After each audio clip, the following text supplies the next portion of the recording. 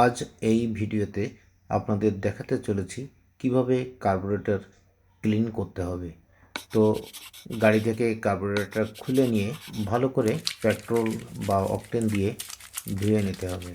দেখেন কিভাবে এখানে কাজ করা হচ্ছে। তো ব্রাশ দিয়ে ভালো করে ঘষে মেজে নেওয়া হচ্ছে। বাইকটাও একটু যেখানে কার্বোরেটর লাগানো থাকে ওখানে পরিষ্কার করা হলো। এখন নিচের যে বাটিটা থাকে আর কি কার্বোরেটরের, সেটা পরিষ্কার করা হচ্ছে।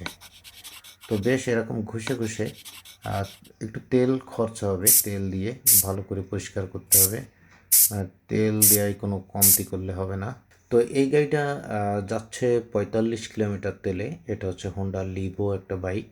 তো দেখেন এইভাবে স্ক্রুটা খুলে এখানে ছোট ছোট কিছু পিন আছে, যে পিনে অনেক সূক্ষ্ম সূক্ষ্ম ছিদ্র থাকে, ওইগুলোর পাশে প্রচুর পরিমাণে ময়লা জমে। তো এটা খুলে ভালো করে ওয়াশ করতে হবে। দেখেন কিভাবে খোলা হচ্ছে। এই যে এটাকে বলে কার্বোরেটর পিন, এর গায়ে অনেকগুলো ছিদ্র আছে, কিন্তু আসলে ময়লা পড়ার কারণে ছিদ্র কিছুটা হচ্ছে বন্ধ বন্ধ হয়ে গিয়েছে। এরকম যদি ময়লা পড়ে তাহলে বাইকে বেশি পরিমাণে তেল খায়, মাইলেজ সে সময় অনেক কমে যায়।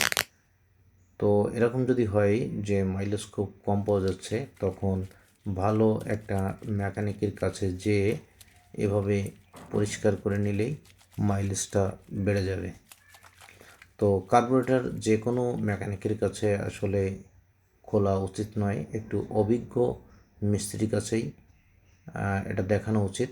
দেখেন কিভাবে পরিষ্কার হচ্ছে। ছোট ছোট পিন, এখানে আবার ছোট ছিদ্রও আছে, যেগুলো আসলে খুব ঘষা মাজা করেই পরিষ্কার করা হচ্ছে যাতে কোনো ময়লা না থাকে। তো দেখছেন মোটামুটি বেশ ক্লিনই হয়ে গিয়েছে। আর প্রচুর তেল দিয়ে ধুইতে হবে আর কি, যাতে কোথাও কোনো ময়লা না থাকে। কারণ ময়লা থাকলেই ওই ছোট ছোট বাল্ব, মানে ছোট ছোট যে ছিদ্রগুলো আছে ওটাতে যেয়ে আটকে যাবে। দেখছেন তো কত সুন্দর পরিষ্কার হয়েছে। এভাবে পরিষ্কার করে নিতে হবে। চাইলে আপনারা নিজেরাও করতে পারবেন, এটা তেমন কোনো কঠিন কাজ না। ভিডিওটা দেখেন, দেখলেই পুরোটা বুঝবেন আর কি, বা নিজে করতে পারবেন। তো এটা যখন পরিষ্কারের সময় এয়ার ফিল্টারটা অবশ্যই চেঞ্জ করতে হবে। এয়ার ফিল্টার সাথে প্লাগটা চেঞ্জ করলে ভালো। প্লাগ, এয়ার ফিল্টার আর কার্বোরেটরের ময়লা, এইগুলো ঠিকঠাক মতো চেঞ্জ করতে পারলে বা ময়লাটা ভালো করে পরিষ্কার করতে পারলে বাইকের মাইলেজ নতুনের কাছাকাছি চলে যাবে। এবার পরিষ্কার করা শেষ, এখন ফিটিং করা হবে। ফিটিং করলেই কাজ শেষ। পিক আপটা লাগানো হচ্ছে, পিক আপটা পেজ দিয়ে লাগানো হচ্ছে। এখন বাইকে সেট করা হবে। এভাবে চাইলে আপনারা নিজেরাও এটা করতে পারবেন আর কি।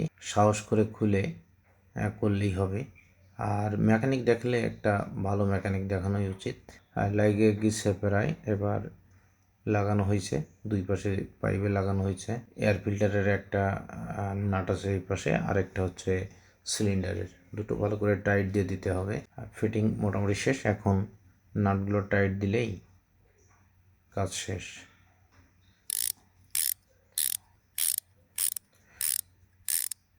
তো শেষ হয়ে গিয়েছে, এখন সাইড কাপটা লাগালেই চালানোর উপযোগী হয়ে গেল। এবং আশা করা যাচ্ছে মাইলেজটা 45 থেকে 55 থেকে 60 হবে। ক্লিনিংটা বিসমিল্লাহ থেকে করানো। 100 ফিট, নতুন বাজার, ঢাকা।